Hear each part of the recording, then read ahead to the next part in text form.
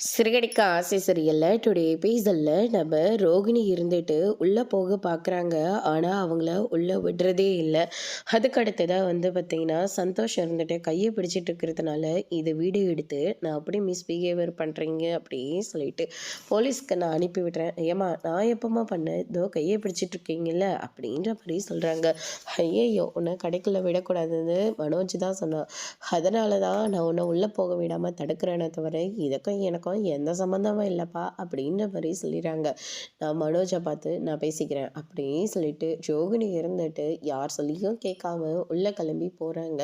ஹே நில்ல, அங்கே உன்னை யார் முதல்ல உள்ளே விட சொன்னாது? சந்தோஷ், ஜீவா, உங்ககிட்ட நான் என்ன சொல்லியிருந்தேன்? நாங்கள் எவ்வளவோ சொல்லி பார்த்துட்டோம் பாஸ், ஆனால் இவங்க தான் கேட்க மாட்டேன்றாங்க.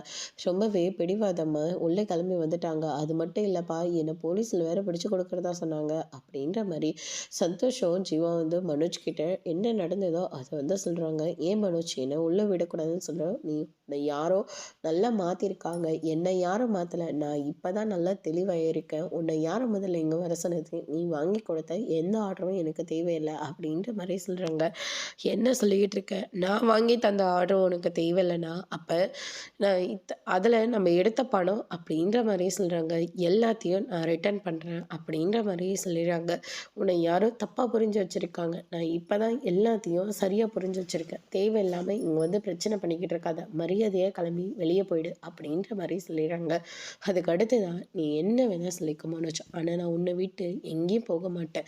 உன் ஒய்ஃப் ரோகிணி உன் கூட தான் எப்போவுமே இருப்பா அப்படின்ற மாதிரி சொல்லிக்கிட்டு இருக்காங்க. இங்கெல்லாம் நாடகம் போட்டுட்ருக்காத, உன் நாடகத்தை நம்ப நான் தயாராக இல்லை. தயவு செஞ்சு நீ கிளம்பி போ. நீ என்னை விட்டு போனால் தான் நான் ரொம்ப சந்தோஷமாக இருப்பேன்.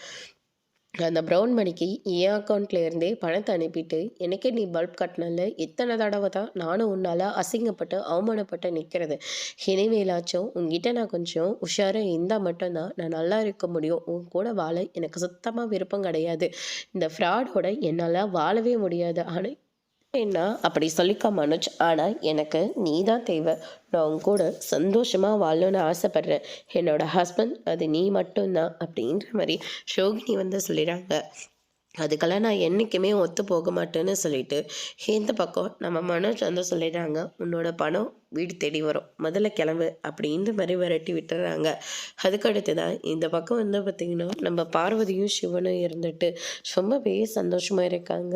மீனா வராங்க. மீனா, எப்போவுமே நீ பூ போடுறதுக்கு வருவேன், அதனால தான் இன்றைக்கி நான் பேரும் புகழமாக இருக்கேன் அப்படின்ற மாதிரி சொல்லிடுறாங்க. இன்றைக்கும் நீயே பூ போடு அப்படின்ற மாதிரி சொல்லிடுறாங்க.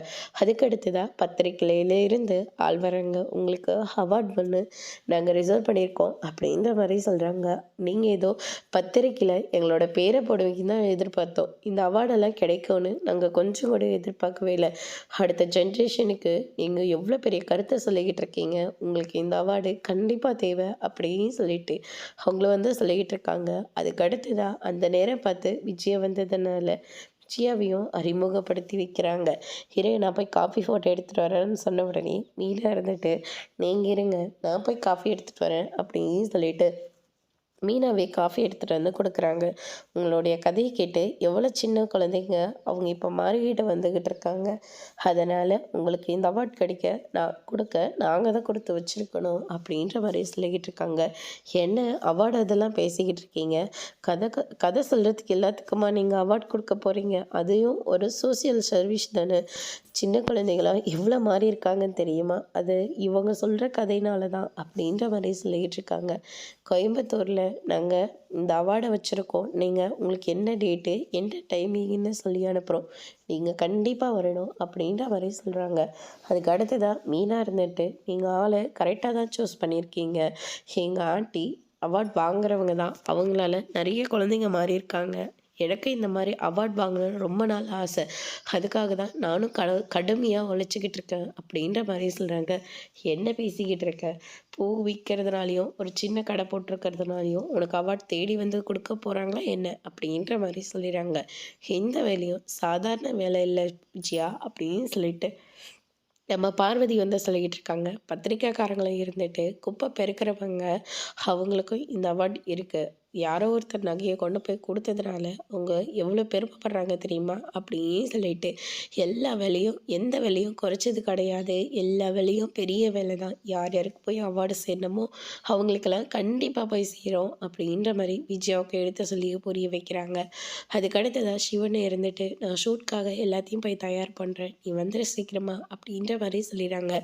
அதுக்கு அடுத்ததாக வந்து பார்த்திங்கன்னா நம்ம விஜயா இருந்துட்டு பார்வதி கிட்ட போயிட்டு என்னை பார்த்து தானே நீயும் வளரணும்னு ஆசைப்பட்ட, நானும் பரதநாட்டியம் ஆடுறேன், யோகா கிளாஸ் பாடுறேன், இதெல்லாம் நீ சொல்ல வேண்டியது தானே, எனக்கும் அவார்ட் தருவாங்கல்ல அப்படின்ற மாதிரி நம்ம விஜயா வந்து சொல்லிடுறாங்க. அளவுக்கு சுற்றி வந்து தான் கேட்குறியா அப்படின்னு சொல்லிட்டு நம்ம பார்வதியும் ஒரு பக்கம் சொல்லிக்கிட்டு இருக்காங்க. அதுக்கு அடுத்ததாக வந்து பார்த்திங்கன்னா நம்ம மீனா இதை பார்த்து நக்கலை வேற சிரிச்சுட்டு அங்கேருந்து கிளம்புற போது சிந்தாமணி வந்து நிற்கிறாங்க.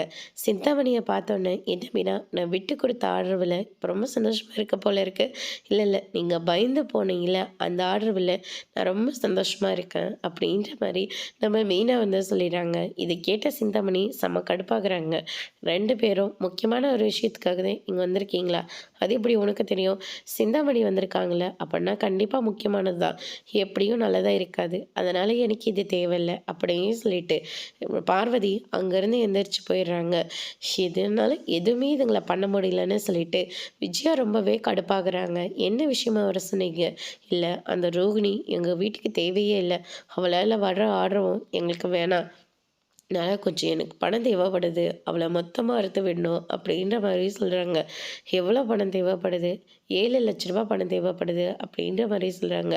ஃபைனான்சரு எனக்கு தெரிஞ்சவர் தான், சரின்னு சொன்னால் பணத்தை கொடுப்பாரு, ஆனால் வீட்டு டாக்குமெண்ட் கேட்குறாங்க அப்படின்ற மாதிரி சொல்லிடுறாங்க. ஆனால் அவரோட கையெழுத்து வேணும்ல, அதுதான் உங்கள் பையன் மன்னிச்சு போகிறதா சொல்லிட்டாரு இல்லை? ஆமாம் சொல்லிட்டாங்க, ஆனால் பின்னாடி ஏதாவது பிரச்சனை வருமோன்னு ரொம்ப பயமாக இருக்குது, அதெல்லாம் நாங்கள் பார்த்துக்குறோம் அப்படின்ற மாதிரி சொல்லிடுறாங்க. தேவைக்கு மீறிய அவர் எந்த ஒரு ப்ரூஃபும் இல்லாமல் பணத்தை கொடுத்துட்டாரு, இப்போ இன்னும் பணம் கேட்டால் கண்டிப்பாக ப்ரூஃப் கேட்பாரு இல்லை அப்படின்ற மாதிரி சொல்கிறாங்க. சரி நான் மனோஜ் கிட்ட பேசி கையெழுத்து போட சொல்கிறேன் அப்படின்னு சொல்லிட்டு நேராக மனோஜோட கடைக்கு போகிறாங்க. அங்கே ஜீவாவும் சந்தோஷம் நின்று பேசிக்கிட்டு இருக்காங்க. என்ன வேலை செய்யாமலாம் அரட்டை அடிச்சுக்கிட்டு இருக்கீங்க அப்படின்னு சொல்லிட்டு விஜயா வந்து சத்தம் போடுறாங்க. மனோஜ் கிட்ட போயிட்டு உங்கள் அப்பாவோட கையெழுத்து தேவைப்படுது, நீ தான் பேங்க்லேருந்து அதை சைன் போட்டு எடுத்து கொடுத்த, அந்த ரோகிணியை மொத்தமாக உங்கள்கிட்ட இருந்து அறுத்து விடுறதுக்காக தான் இவ்வளோ தூரம் நான் கஷ்டப்பட்டுருக்கேன், உன்னால தான் வீட்லேயும் திட்டு வாங்கிட்டு இருக்கேன், எப்படியாவது இது எல்லா கடனையும் அடிச்சுட்டு மறுபடியும் அந்த வீட்டு டாக்குமெண்ட்டை யாருக்கும் தெரியாமல் எடுத்துகிட்டு வந்து வச்சிடணும், அதனால் உனக்கு அந்த பணத்தை நான் ஏற்பாடு பண்ணியிருக்கேன், நீ தான் மனோஜ் எல்லாத்தையும் பார்த்துக்கணும் அப்படின்ற மாதிரி சொல்கிறாங்க. அதெல்லாம் நான் பார்த்துக்கிறேம்மா அப்படின்னு சொல்லிட்டு மனோஜ் வந்து சொல்லிடுறாங்க. அதுக்கு அடுத்ததாக ஜீவாவை கூப்பிட்டு நம்ம புதுசாக ஒரு அக்கௌண்ட் ஓப்பன் பண்ணியிருக்கோம்ல, அதனுடைய டாக்குமெண்ட் எடுத்துகிட்டு வா அப்படின்ற மாதிரி சொல்லிக்கிட்டு இருக்காங்க. முத்துவும் செல்வமும் இருந்துட்டு லாயரை பார்த்து உங்களால் தான் இப்போ இவன் ஜாமீனில் இருந்து வெளியே வந்திருக்கா, நிரந்தரமாக இந்த கேஸ்லேருந்து வெளியே வர நீங்கள் தான் உதவி பண்ணணும் அப்படின்ற மாதிரி சொல்கிறாங்க.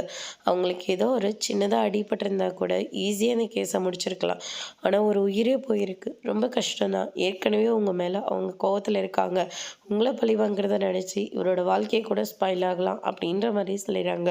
அவங்களோட லாயர் யார் என்னன்னு தெரிஞ்சுக்கிட்டு அவங்ககிட்ட நம்ம சமாதானமாக பேசி பார்க்கலாம் அப்படின்ற மாதிரி லாயர் வந்து சொல்லிடுறாங்க. அதோட இன்னைக்கான எபிசோட் முடிச்சிருக்காங்க. இனி சிறகடிக்க ஆசையில் அடுத்தடுத்து என்னெல்லாம் நடக்க போகுதுன்றதை வெயிட் பண்ணி பார்க்கலாம். தேங்க்யூ.